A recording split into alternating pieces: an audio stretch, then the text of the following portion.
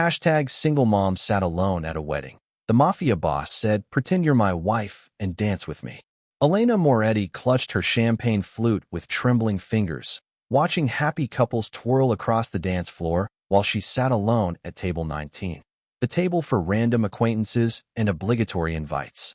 She never imagined that the most dangerous man in the city would slide into the empty chair beside her, lean close enough that she could smell his expensive cologne, and whisper 7 words that would change everything. "Pretend you're my wife and dance with me." If you're already feeling the tension and wondering what happens next in this unexpected encounter, hit that like button and subscribe to our channel for more stories that explore how life's most surprising moments can lead to extraordinary connections. Elena had almost skipped her cousin Sophia's wedding. As a 32-year-old single mother working 2 jobs to support her 8-year-old daughter Lily, she barely had time to breathe, let alone attend formal events where she knew she'd feel out of place.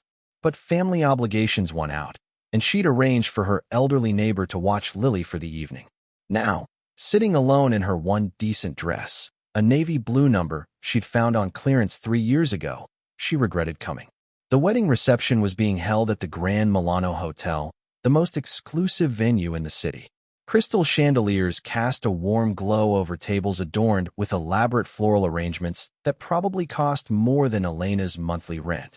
She recognized faces from her extended Italian-American family, but they were all busy celebrating, leaving her to nurse her single glass of champagne and check her phone periodically for texts from her neighbor about Lily. She didn't notice him at first, the man whose very name made people in their city speak in whispers. Dominic Russo, 40, had inherited his family's business interests a decade ago and expanded them beyond what anyone thought possible. His legitimate enterprises included half the real estate downtown, but everyone knew those were just the surface of his empire. He moved through the world with the confidence of someone who answered to no one, his power evident in the way people parted before him like the Red Sea. Elena only realized who had sat down beside her when she caught her cousin Sophia's wide-eyed stare from across the room. She turned to find herself face to face with Dominic Russo himself, impeccably dressed in a custom black suit that highlighted his broad shoulders.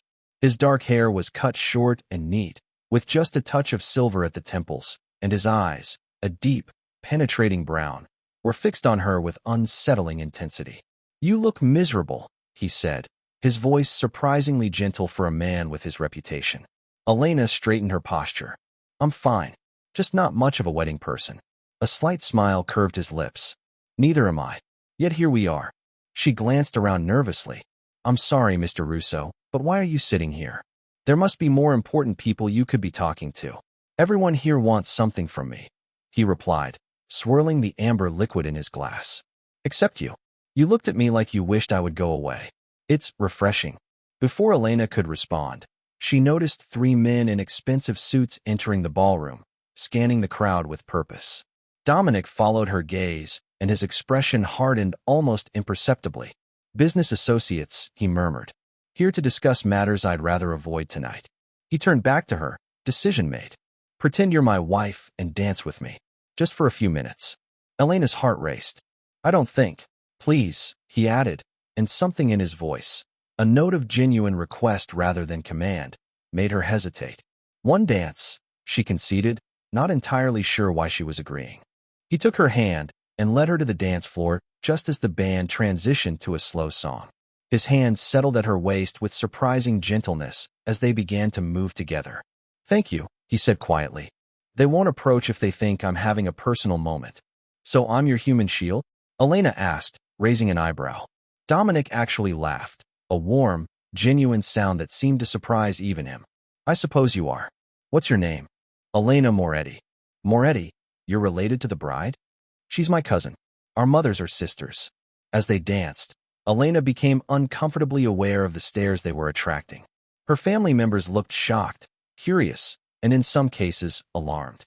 The 3 men who had entered stood at the edge of the room, watching with barely concealed frustration. "Everyone is staring," she whispered. "Let them," Dominic replied. "I'm enjoying myself for the first time tonight." There was something disarming about his directness. Despite knowing who he was, what he was, Elena found herself relaxing slightly in his arms. "So, Elena Moretti, Tell me about yourself. She gave him the abbreviated version. Single mother, works as an administrative assistant during the day and waitresses 3 nights a week, lives in a small apartment in the less fashionable part of town. And the father? Dominic asked. Left when I told him I was pregnant. Last I heard, he was in California with his new family. Something dark flashed in Dominic's eyes. Some men don't deserve the children they help create. The song ended, but as Elena started to pull away, Dominic kept hold of her hand.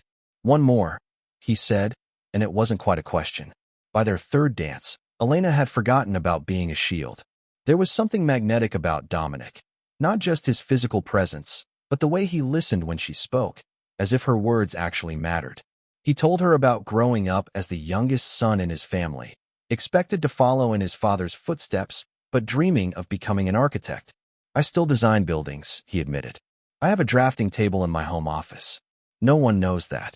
Why are you telling me? Elena asked. Because you'll never use it against me, he replied simply.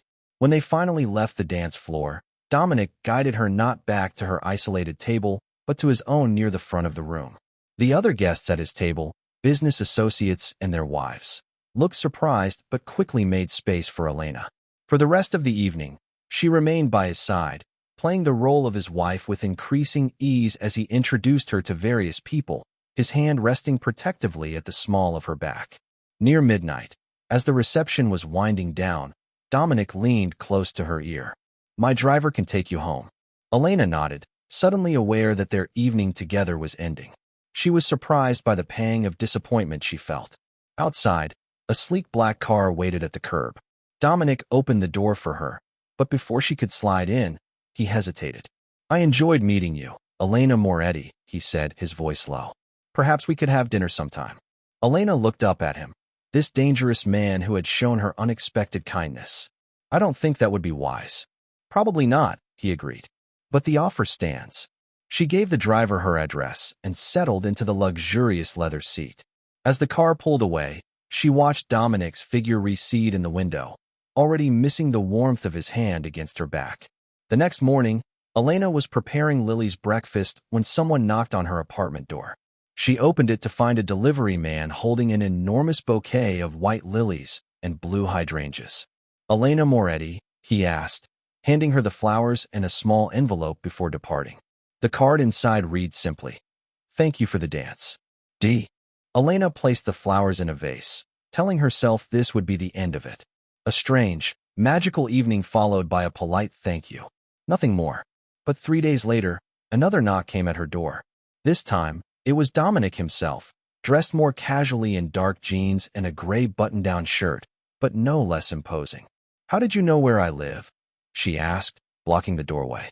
I know everything about this city, he replied. Then, seeing her expression, he added, Your address was on the delivery form for the flowers. From behind Elena, a small voice called out, Mom, who is it? Lily appeared at her side, curious eyes taking in the stranger at their door. She had Elena's dark curls, but eyes a startling shade of green, her father's eyes. I'm Dominic, he said, crouching down to Lily's level. I'm a friend of your mother's. Are you her boyfriend? Lily asked bluntly. Lily, Elena exclaimed, mortified. Dominic laughed. No, just a friend. I came to invite you both to lunch. Elena started to refuse, but Lily was already bouncing with excitement. Can we go, Mom? Please. I'm so bored. Looking between her daughter's hopeful face and Dominic's patient one, Elena reluctantly agreed. Let me get my purse. That lunch began a strange sort of friendship. Dominic would appear every few days, sometimes with tickets to the Children's Museum or the zoo, sometimes just to bring ice cream. He was unfailingly polite, never pushing for more than Elena was willing to give, and Lily adored him. He listened to her stories with genuine interest and brought her books about the dinosaurs she was obsessed with. Elena knew she was playing with fire. Dominic never spoke about his business, but she wasn't naive.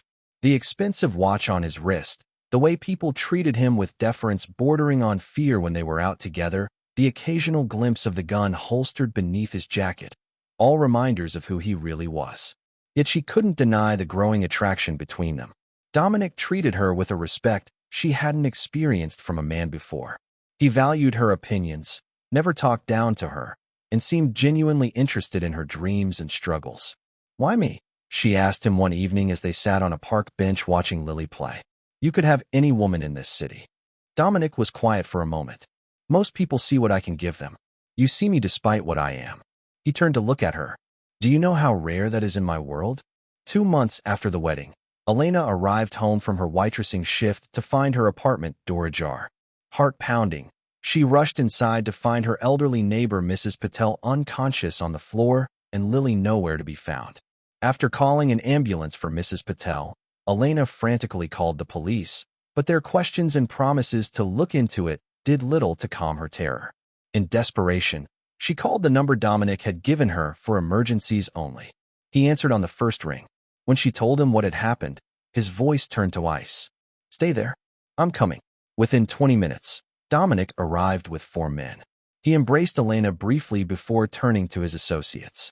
I want every camera in a 10-block radius checked. Call Marco and tell him to put out the word. Anyone who knows anything talks now. To Elena, he said gently, was there anything unusual today? Any strangers around the building? Unusual calls? She shook her head, then stopped. Wait. Lily's father called last week. After years of nothing, he suddenly wanted to talk to her. I told him no. Dominic's expression darkened. His name? Jason Winters. Last I heard he was in San Diego. Dominic made another call, speaking in rapid Italian. When he hung up, he turned back to Elena. We'll find her. I promise you that. The next 6 hours were the longest of Elena's life. Dominic transformed her small apartment into a command center, with men coming and going, bringing information, receiving orders. The police detective who finally showed up looked startled to find Dominic Russo there and quickly became more helpful. Shortly after midnight, Dominic's phone rang. He listened intently, then said, Bring them here. To Elena, he said, They found them at the bus station. Jason was trying to take Lily to California. When Lily ran into the apartment 30 minutes later, Elena collapsed to her knees, gathering her daughter into her arms. Over Lily's shoulder, she saw 2 of Dominic's men escorting Jason Winters, who looked terrified. He said, You said it was okay, Mom, Lily explained tearfully. But then he wouldn't let me call you, and I got scared. Dominic knelt beside them. You're safe now, Lily. No one's going to take you away from your mom. As Elena continued to comfort Lily, Dominic walked over to Jason. Though Elena couldn't hear what was said, the blood drained from Jason's face as Dominic spoke. When Dominic finished, Jason nodded frantically before being escorted out by Dominic's men. Later, after Lily had fallen asleep in Elena's bed, Dominic sat with Elena on her worn sofa. What did you say to him? She asked. I explained what would happen if he ever came near either of you again, Dominic replied calmly. He understood. Elena took his hand. Thank you. The police would have taken hours more, maybe days. I protect what's mine, Dominic said simply, then looked away. I'm sorry. I didn't mean. Elena reached up to touch his face, turning it back toward her. And what am I to you, Dominic Russo? His eyes met hers, vulnerability visible beneath the strength. Everything I never thought I could have. That night changed everything. Elena could no longer pretend that Dominic was just a friend, or that her feelings for him were simple. He had moved heaven and earth to bring her daughter back safely, using the same power and connections that had always frightened her to protect what she loved most. But loving Dominic Russo came with complications. As they grew closer over the following months, Elena got glimpses of his world, the constant security, the late-night phone calls, the meetings with men who looked at her with curiosity and sometimes suspicion. Dominic kept his business separate from their relationship, but its shadow was always there. I want you and Lily to move in with me, he told her one evening as they sat on the terrace of his penthouse apartment, the city lights spread out below them. My home has security. You'd both be safe there. And closer to your world, Elena said quietly. Dominic didn't deny it. Yes, but I would keep you separate from that part of my life. Can you? Really? Elena challenged. What happened tonight when you had to leave dinner because of an emergency? Would Lily and I just pretend not to notice? Dominic was silent for a long moment. What if there was another option? Over the next year, Elena watched in amazement as Dominic began to transform his empire. Legitimate businesses expanded while others mysteriously shut down. Associates who had been fixtures at his side disappeared, replaced by corporate lawyers and business consultants. He donated millions to community development projects in neglected neighborhoods and established a foundation to help single parents with housing and education. Not everyone approved of these changes. There were tense meetings behind closed doors, veiled threats, and one terrifying night when Dominic's car was shot at while he was driving home. But he persisted, leveraging his power and influence to forge a new path. "Why are you doing all this?" Elena asked him after a particularly difficult day when one of his oldest associates had publicly broken ties with him. Dominic took her hands in his. "Because I want to be worthy of you and Lily. Because I want to build something I can be proud to leave to our children someday, if we have them."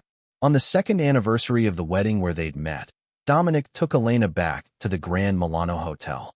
They danced beneath the same crystal chandeliers, but this time, Elena wore a dress Dominic had bought her, a deep red gown that made her feel beautiful and confident. As the music played, Dominic led her to the center of the dance floor and, to her shock, dropped to one knee. "Elena Moretti," he said, his voice carrying in the sudden silence. "2 years ago, I asked you to pretend to be my wife for one dance. Now I'm asking you to be my wife for real, for all the dances to come." He opened a small box to reveal a diamond ring that caught the light from every angle. But it was the love in his eyes, not the diamond, that brought tears to Elena's. "Are you sure?" she whispered. "Your world has changed," he finished for her, "and will continue to change. Because of you." Their wedding 6 months later was nothing like the one where they'd met. It was smaller, more intimate, held in the garden of the home they now shared. Lily, serving as flower girl, beamed with pride as she watched her mother marry the man who had become like a father to her. Dominic's transformation wasn't instantaneous or without setbacks. There were still aspects of his past that occasionally resurfaced, people who wouldn't let go easily, and moments when Elena questioned whether complete change was possible. But with each passing year, the man known as the most dangerous in the city became known instead for his business acumen, philanthropy, and devotion to his family. 5 years after,